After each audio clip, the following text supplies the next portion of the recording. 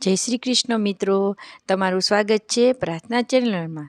અહીં તમને મળશે જીવનની શાંતિ, ભક્તિથી ભરપૂર બનાવતા આધ્યાત્મિક વિડીયો। આ ચેનલ પર અમે લઈને આવીએ છીએ વિવિધ વ્રત કથાઓ, ધાર્મિક મહત્વ ધરાવતા દિવસોની પૂજા વિધિ, વાસ્તુશાસ્ત્ર, જ્યોતિષના ઉપાયો તેમજ શિવ ચાલીસા, સુંદરકાંડ, ભજન, કીર્તન, સત્સંગ, સ્તોત્ર પાઠ અને દિવ્ય મંદિરોના દર્શન।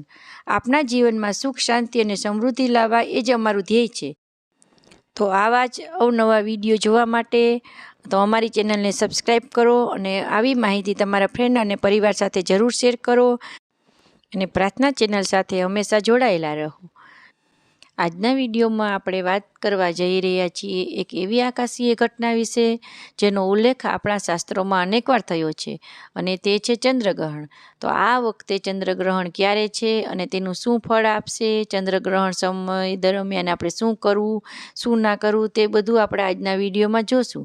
તો આજનો વિડીયો શરૂ કરીએ તે પહેલાં અમારી ચેનલને લાઇક, શેર અને સબસ્ક્રાઈબ કરજો અને કમેન્ટમાં જય માતાજી જરૂરથી લખજો। તો આ વખતે ચંદ્રગ્રહણ 7 સપ્ટેમ્બર 2025 ભાદરવા સુદ પૂર્ણિમાને દિવસે રવિવારે રાત્રે ચંદ્રગ્રહણ લાગશે। ભારત સહિત વિશ્વમાં અનેક દેશોમાં આ ગ્રહણ જોવા મળશે। જ્યોતિષ દ્રષ્ટિએ ગ્રહણને અશુભ માનવામાં આવે છે, પરંતુ યોગ્ય રીતને આ દિવસે ધાર્મિક ક્રિયાઓ કરવામાં આવે તો ગ્રહણમાં અશુભ પ્રભાવ દૂર થાય છે।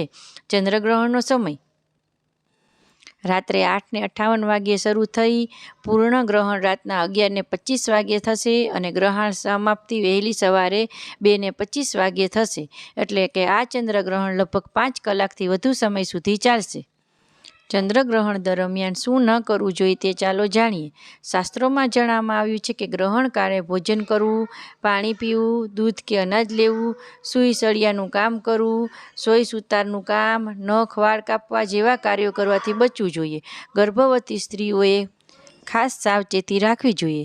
ધાર્મિક ગ્રંથોમાં જણાવ્યા મુજબ ગ્રહણકાળે ધારદાર વસ્તુઓનો ઉપયોગ કે બહાર જવું યોગ્ય નથી। ચંદ્રગ્રહણ દરમિયાન કરવામાં આવતા શુભ કાર્યો, ગ્રહણનો સમય ભક્તિ અને જપ પાઠ અત્યંત પવિત્ર માનવામાં આવે છે। આ સમયે ભગવાનના નામનો જાપ કરવો, ગાયત્રી મંત્ર કરવું, વિષ્ણુ સહસ્ત્ર નામનો પાઠ કરવો, મહામૃત્યુંજય મંત્રનો પાઠ કરવો ખાસ ફળદાયી બને છે।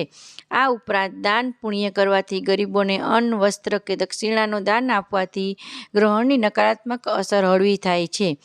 રાશિ પ્રમાણે ચંદ્રગ્રહણનો પ્રભાવ, શુભ ફળ આપનાર રાશિઓ મેષ, વૃષભ, કન્યા અને ધનુ રાશિ।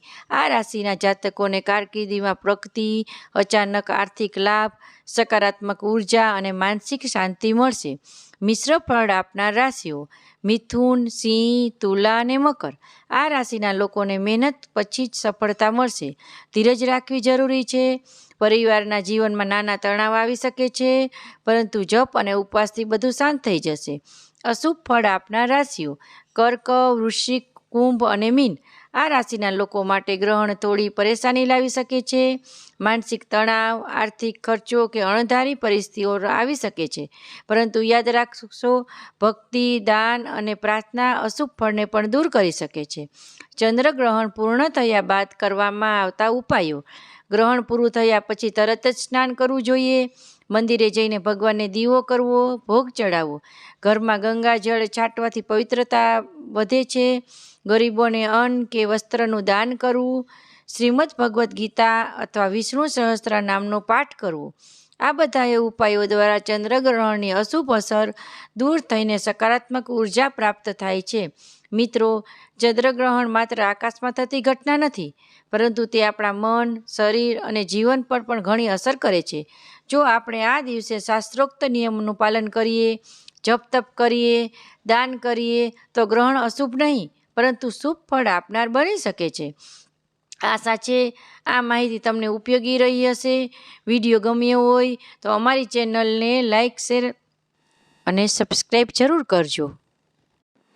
તો મિત્રો, તમને આ વિડીયો કેવો લાગ્યો તે અમને જરૂર કોમેન્ટમાં લખજો. જો તમને આ વિડીયો ગમ્યો હોય તો લાઈક અને શેર કરવાનું ભૂલશો નહીં. અમારી ચેનલ પ્રાર્થના પર આવી જ રીતે વ્રત કથા, જ્યોતિષ, વાસ્તુશાસ્ત્ર, ભજન અને અનેક ધાર્મિક વિષયો મળતા રહેશે. તો તરત જ સબસ્ક્રાઈબ કરો અને બેલ આઇકન દબાવો, જેથી તમને નવો વિડીયો સૌથી પહેલાં તમને મળી રહે. ભગવાનની કૃપા હંમેશા આપ પર રહે તેવી શુભકામના સાથે ફરી મળીએ આવતીકાલે એક નવા અને પવિત્ર વિષય સાથે. જય શ્રી કૃષ્ણ.